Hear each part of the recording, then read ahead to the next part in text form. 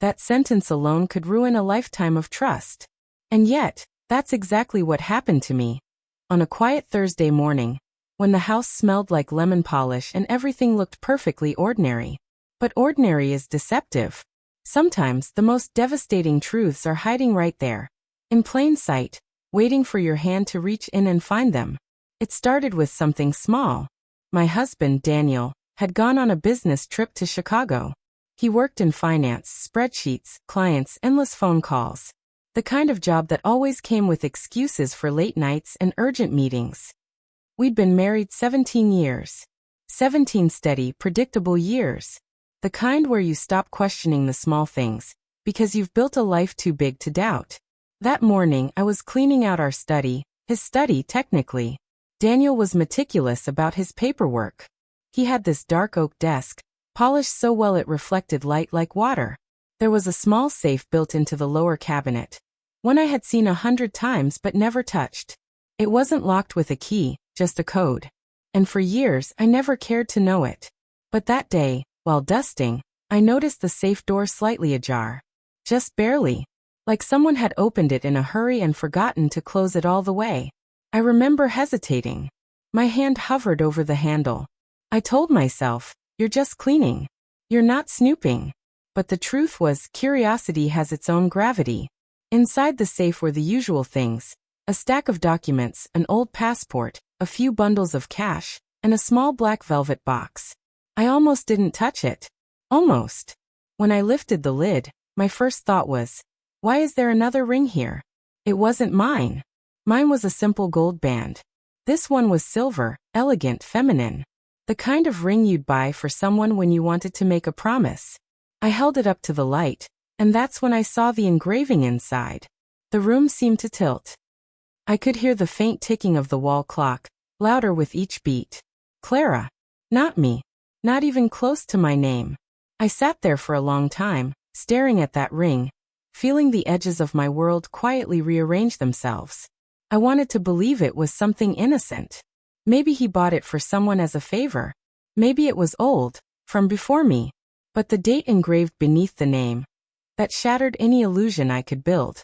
It was from 6 years ago. 6 years ago, Daniel and I were very much married, living in this same house. I remember putting the ring back, my hands trembling so badly that it nearly slipped through my fingers. I closed the safe and stood in the middle of the room, unsure whether to cry, scream, or pretend I hadn't seen anything.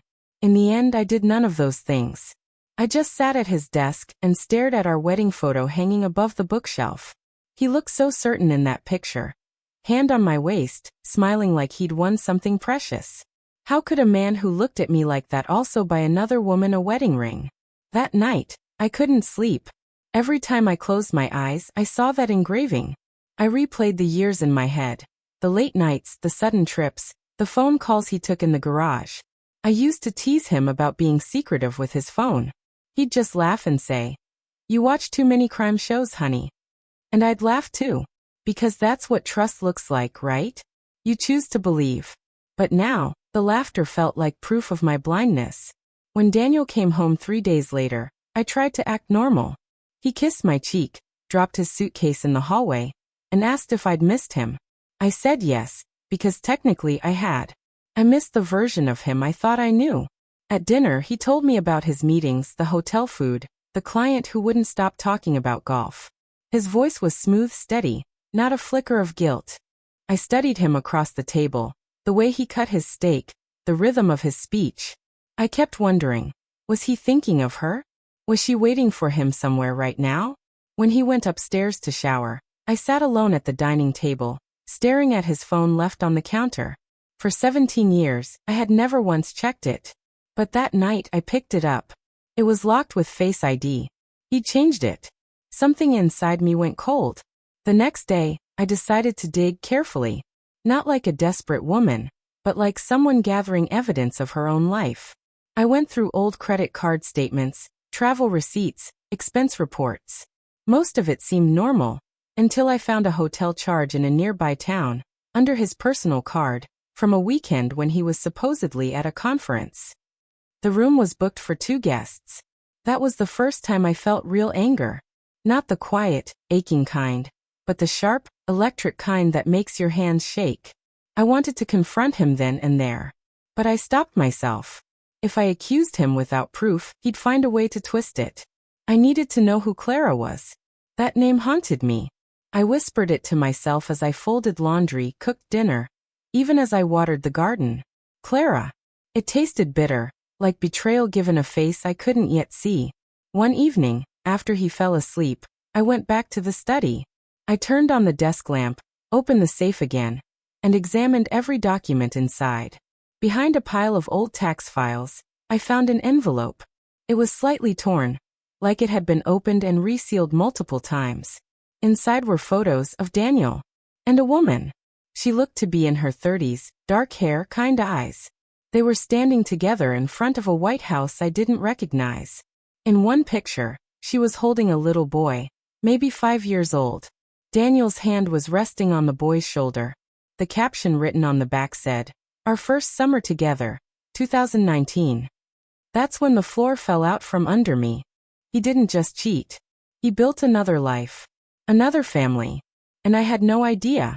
I remember clutching those photos so tightly that my fingers ached. The air in the room felt heavier, like all the oxygen had been replaced with disbelief.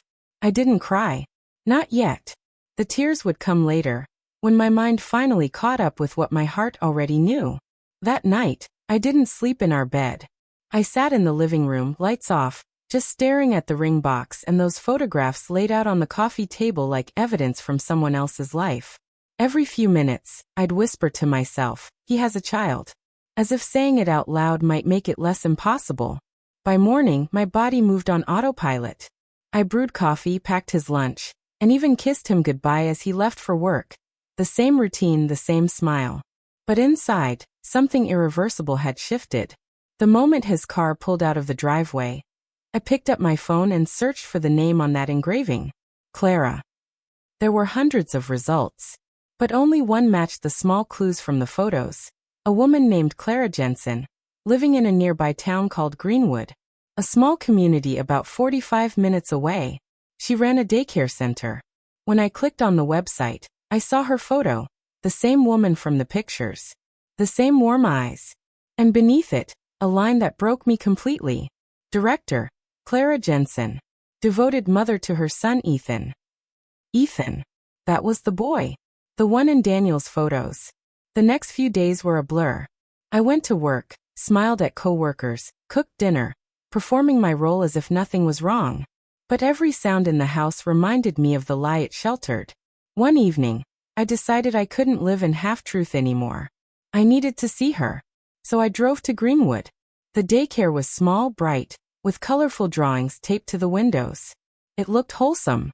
The kind of place Daniel and I had once dreamed of sending our own child. Back when we still thought we'd have one. I parked across the street, heart hammering, and waited. Around 5 p.m., children began pouring out with their parents. Then I saw her, Clara. She was locking the gate, smiling as a little boy ran toward her. He had Daniel's eyes. There was no denying it now. She knelt, hugged him, and they walked hand in hand toward a blue sedan. When she opened the trunk to place his backpack inside, I noticed something glinting on her finger. A silver wedding band. My chest tightened so hard I thought I'd faint. He didn't just have an affair. He married her. At least, she thought he did. I drove home in silence. My thoughts were too loud to speak. When Daniel walked in later that night, whistling softly as he hung up his jacket, I just stared at him. This man who had somehow split his life into two neat halves. He noticed my stare. "Everything okay?" I forced a smile. "Yeah, just tired." He came over, kissed the top of my head, and went upstairs to shower. The sound of running water was like static in my ears. My body trembled with all the words I wanted to say but couldn't. Not yet. Because I realized something. If he could lie this deeply, I needed to know everything before I confronted him. Over the next week, I gathered details like a detective trapped in her own marriage. His trips to Chicago? Some matched the weekends I saw listed for Greenwood events. The client dinners? They lined up perfectly with holidays or birthdays for the daycare. Piece by piece, his double life took shape. And then I found the final proof. A marriage certificate. Filed under his middle name and Clara's last name. Daniel James Matthews married Clara Jensen in a private ceremony 5 years ago. He had used his work travel schedule to register it in another county, one that didn't cross-check records with ours. 5 years.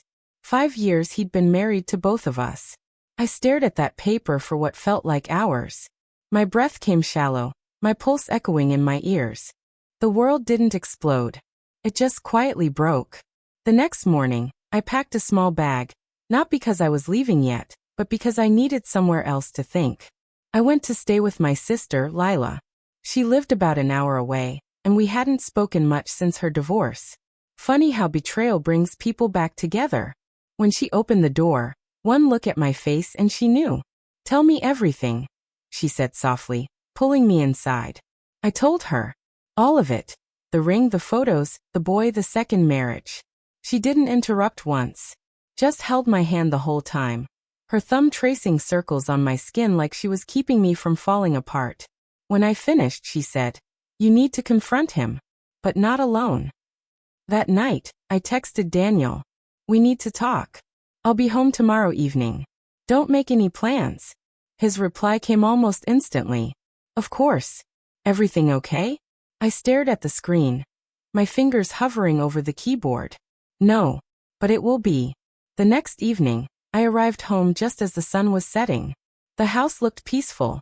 The same garden we planted together, the same light glowing in the kitchen window. He was waiting for me, leaning against the counter, a glass of wine in his hand. "Hey," he said carefully. "You sounded serious in your message." I placed my purse on the table, keeping my voice steady. "I found something in your safe." He froze, wine glass midair. "My safe?" "Yes," I said. "A ring. With the name Clara engraved inside. And a date." His face drained of color. The silence stretched, thick enough to choke on. Finally, he whispered, "You weren't supposed to see that." I felt something inside me snap. "Supposed to? Daniel, are you hearing yourself? Who is she? Who is Clara?" He opened his mouth, but no sound came out. So I kept going. "I know about the photos. The house. The boy. The marriage certificate." He blinked, his composure crumbling. "Please," he murmured. "It's not what you think." I laughed, a sound so hollow it didn't feel like mine. "You married her. You have a son with her. How could it possibly not be what I think?" He set the glass down, hands trembling. "It started before things got bad between us. You remember when we were distant? After the miscarriage." The words hit me like a slap. "Yes," I whispered. "I remember. That's when I met Clara," he said, eyes lowered. "I didn't plan for any of this. She was kind to me when everything felt broken. I told her I wasn't married. I just couldn't tell her the truth. And by the time I wanted to, she was pregnant." I stared at him, numb. "So you built another life instead of fixing the one you had." He said nothing. He didn't try to touch me, didn't reach for my hand, didn't even meet my eyes. Maybe he knew that any gesture of comfort would have been an insult. I stood there, my arms crossed tightly over my chest, as if holding myself together was the only thing keeping me from collapsing. "How long were you planning to keep this up?" I asked quietly. "Until your son turned 18? Until Clara found out? Until I was gone?" He rubbed a hand over his face, his voice cracking. "I don't know. I didn't mean for it to go on this long." I gave a small bitter laugh. 5 years, Daniel. That's not a mistake. That's a second marriage." He opened his mouth, but I held up a hand. Don't make excuses. You lied to 2 women. You built 2 lives. And you stood in this kitchen every night pretending to be a faithful husband." His shoulders slumped. "I was trying to protect you both." The words hit me like ice water. Protect us? From what? The truth? He looked at me then, finally, with a desperation that almost looked like guilt. From losing everything. There was a long silence. The kind that fills a house after a fight, when the air feels bruised. I could hear the faint hum of the refrigerator, the clock ticking on the wall. Every sound felt louder now that everything between us had shattered. When I finally spoke, my voice came out steadier than I expected. You already lost everything, Daniel. You just didn't realize it yet.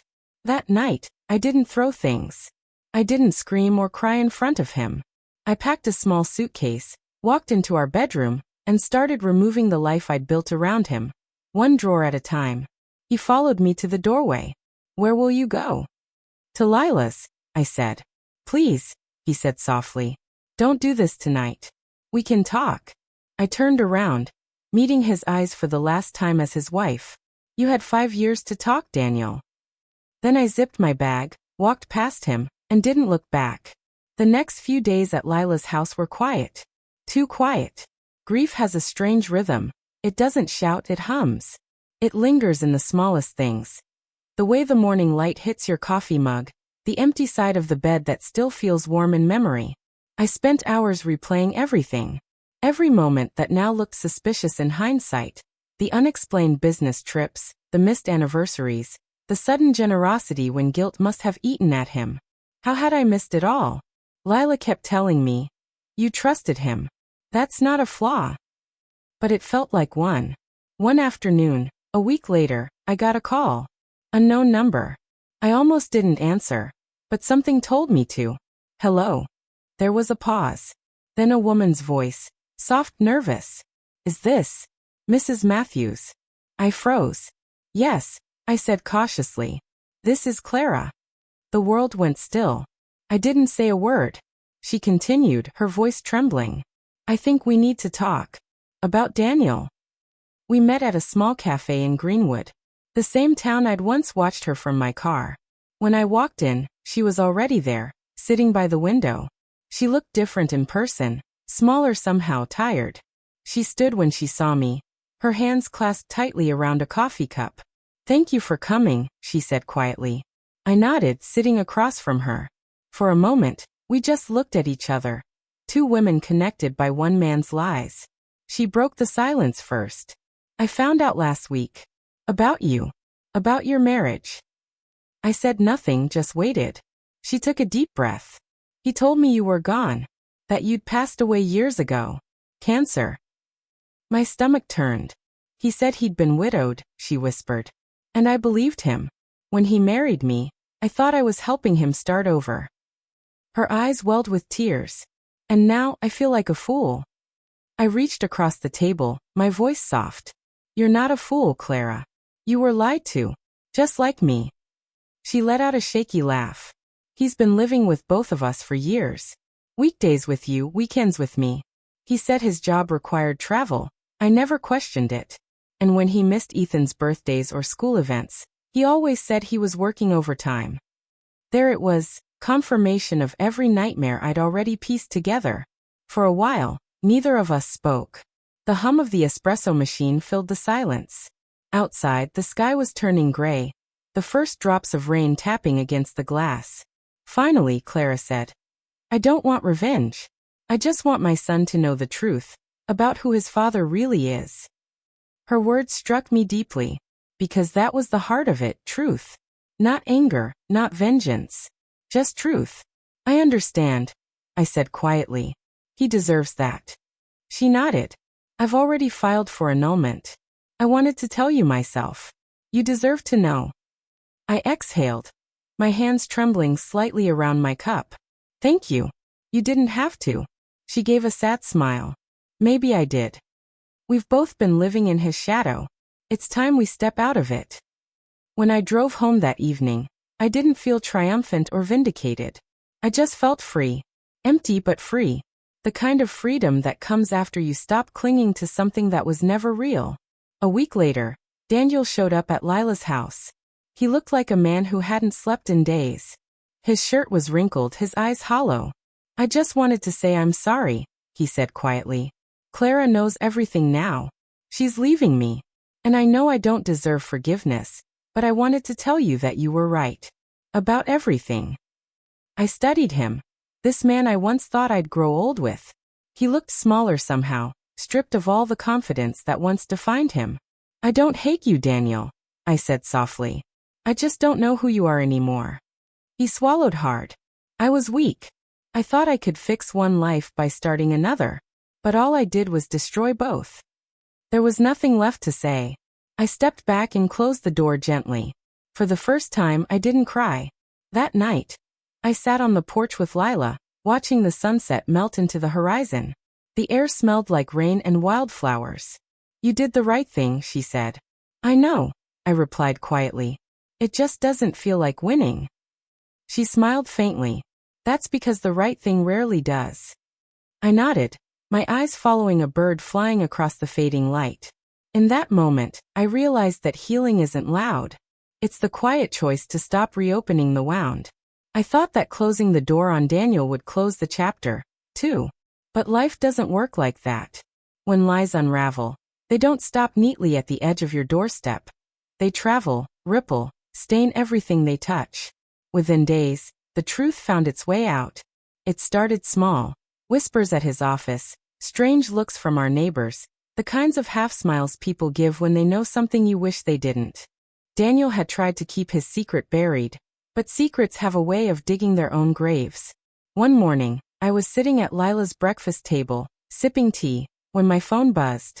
A message from an old family friend. May, I just saw something online. Are you okay? I froze.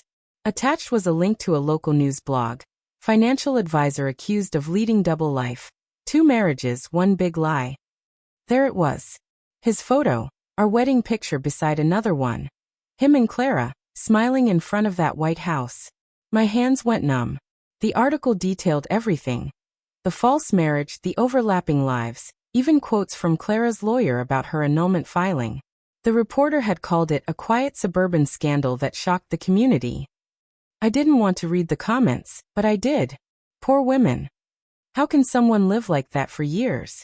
I hope his clients don't trust him either. By the end of the day, his firm suspended him. The double life wasn't just immoral. It was unethical in the eyes of the company that valued integrity. He called me that night.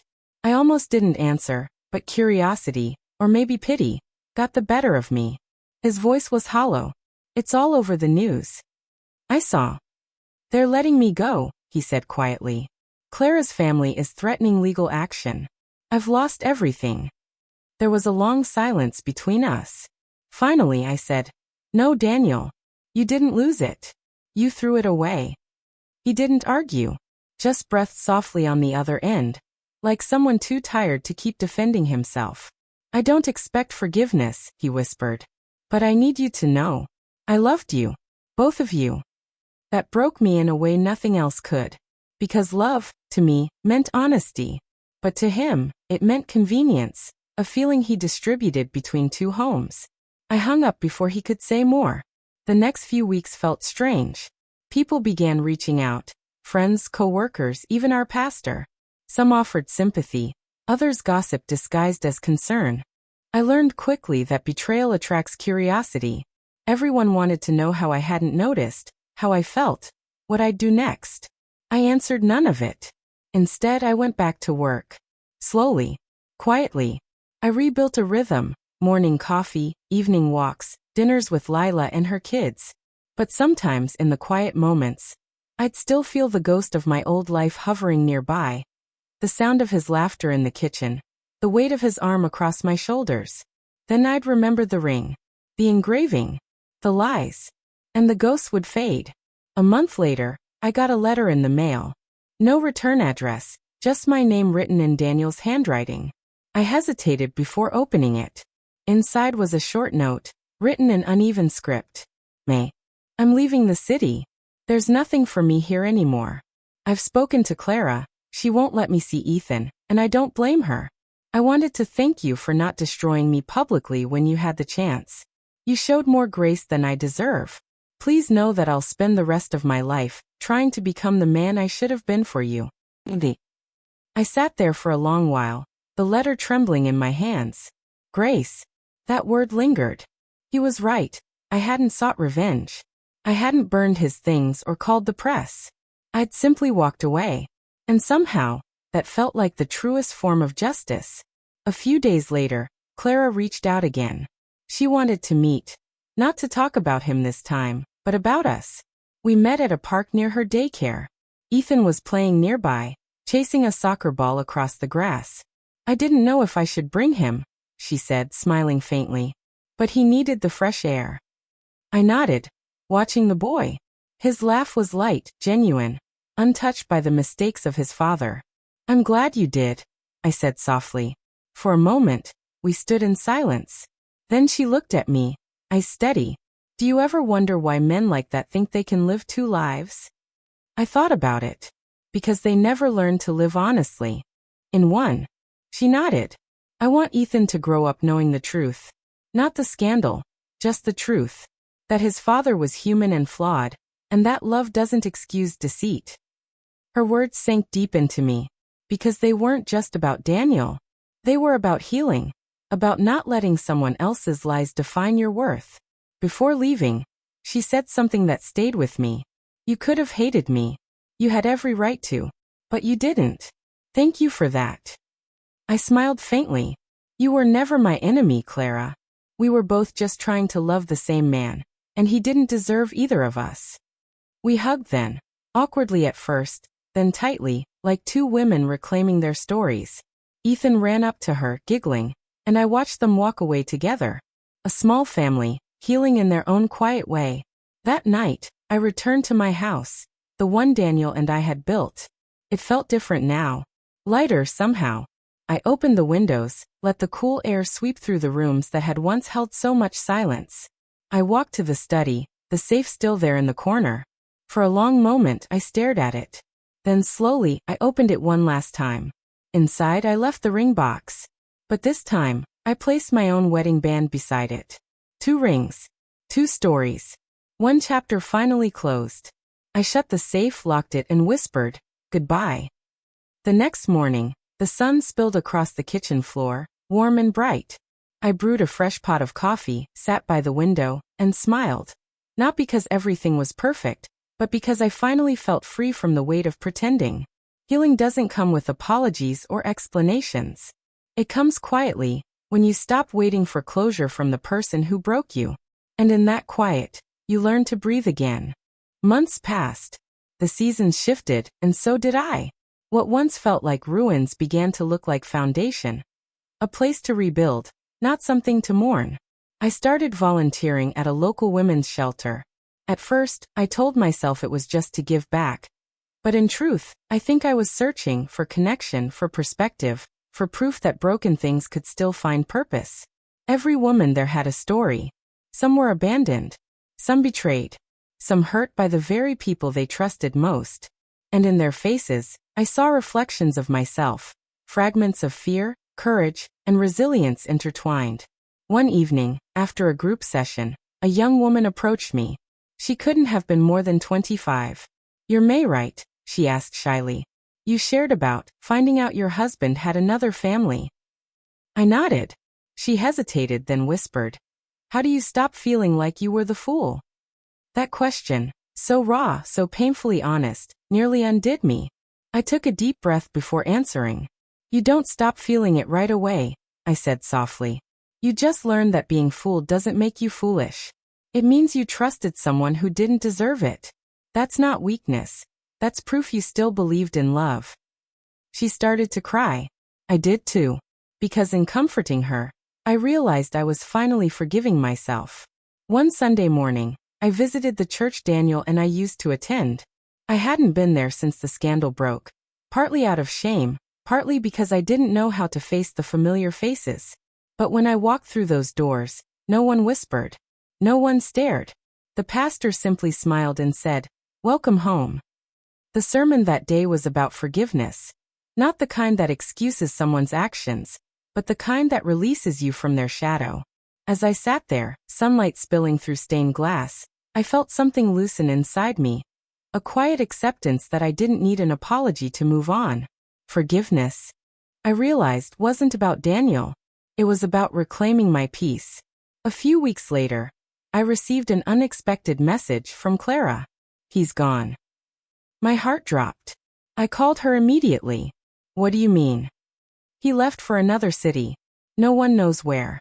His brother said he wanted to start over somewhere new. No contact, no number. I exhaled. A mix of relief and sadness washing over me. She continued. He sent me a final letter too. Said he's in therapy, trying to make peace with himself.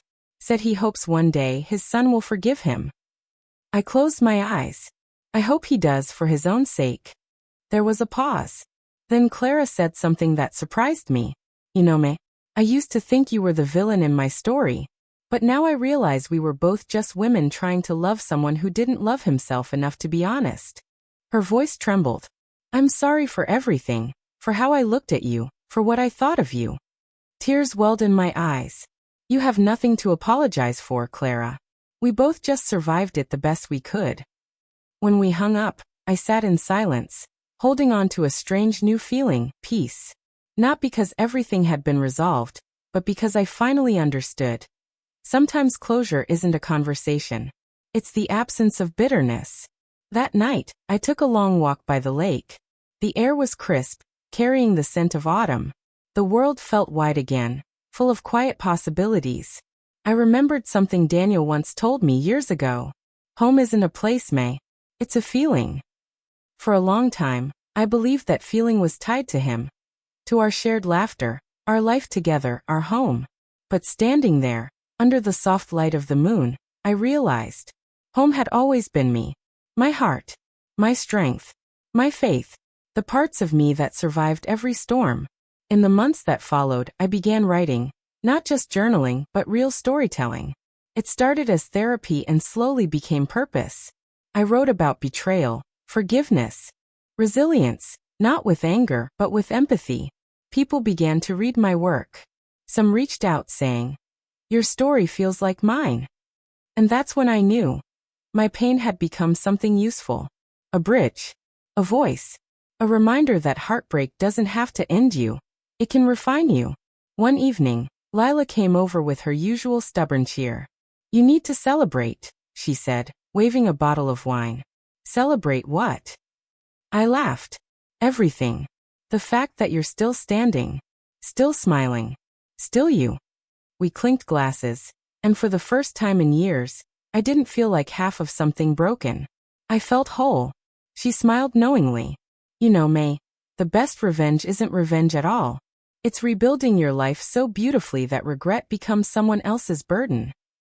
We both laughed, because she was right. A year later, I got an invitation in the mail. It was from Clara, a simple white card with gold lettering. "Ethan's 5th birthday party. We'd love for you to come." I hesitated at first, but then I smiled. Of course I'd go. That day, as I watched Ethan run around with his friends, I realized something profound. Healing doesn't erase the past, it just changes your relationship with it.